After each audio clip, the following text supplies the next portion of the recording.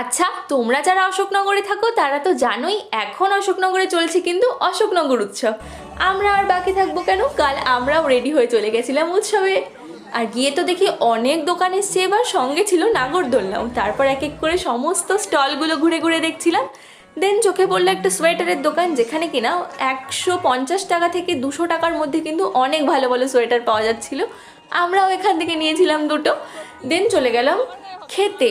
এই খাবারটা কিন্তু আমার অনেক ফেভারিট, সিরিয়াসলি যারা খেয়েছো তারা জানো এই কেকটা কি ভালো খেতে।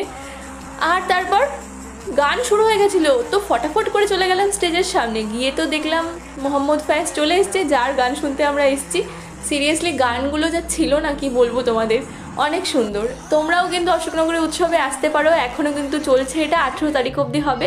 আর আমার ভিডিও কেমন লাগলো জানিও, ভালো লাগলে আমার চ্যানেলটা সাবস্ক্রাইব করে দিও। তো টাটা।